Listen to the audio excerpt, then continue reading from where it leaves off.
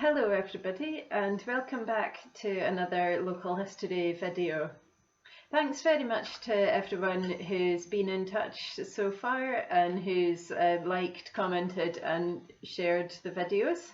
And please do get in touch either in the comments or on Twitter at DundeeLH if you have any suggestions, questions or things you'd like to see in future videos.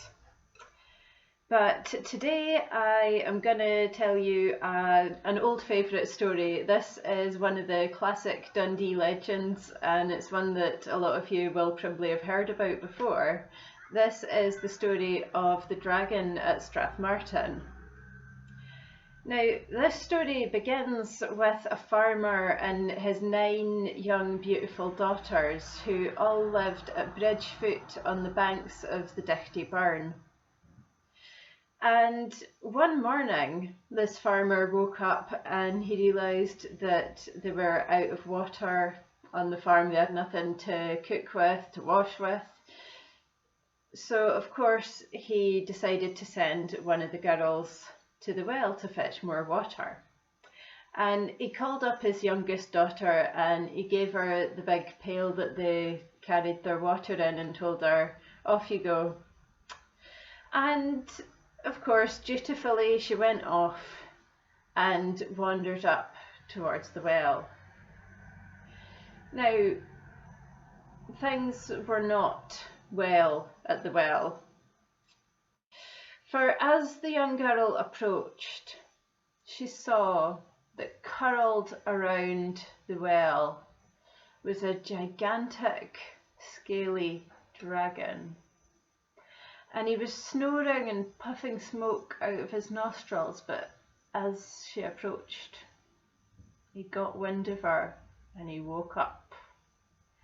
And he was hungry and he growled. And she saw this and she tried to run, but she was no match for the dragon's teeth and claws, and it just crunched her up and she was gone. Now, the farmer had no idea what had happened to his youngest daughter. He thought she was just being lazy or that she'd met a friend on the way and was chatting, so he called his next youngest daughter and he sent her to see what was going on. And off she trudged towards the well and she saw the dragon, and the same thing happened. She tried to run but she could not escape this hungry, furious dragon. And as the afternoon went on, the farmer sent daughter after daughter out to the well, and he was beginning to get pretty annoyed because eventually he had sent all 9 of them up there and there was no sign of any of them returning. And eventually he thought, well, I'd better go and see what they're up to myself. And he walked towards the well, and it did not take him long to figure out what had happened when he saw the hulking shape of the dragon there, and he knew things were bad. And he ran back towards the village before the dragon got scent of him, screaming, "There's a dragon at the well! A dragon! And it's eaten all my daughters!" Now, word got round pretty quickly, but the first who responded to the cries was a young man named Martin, and he was the apprentice blacksmith in the village. Now, Martin was particularly enraged by this news because he had been in love with the oldest daughter and he was not happy hearing that her father had let her get eaten by a dragon. So he wasted no time in grabbing the biggest hammer that he could find and he ran up to the well, determined to see the end of this creature. Now, it was a bit alarmed when it saw Martin charging up towards it, hammer in hand, face set in fury. But, you know, it was a dragon. He thought this was nothing a wee bit of fire breath can't deal with.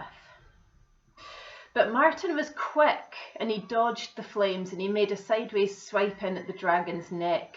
And soon they were chasing each other around the hills and fields, leaping over the burn, and always evading each other's swings and claws and teeth. And all the villagers gathered round to watch this battle in awe, and they were all praying for Martin's success. But it began to look like the dragon was getting the upper hand.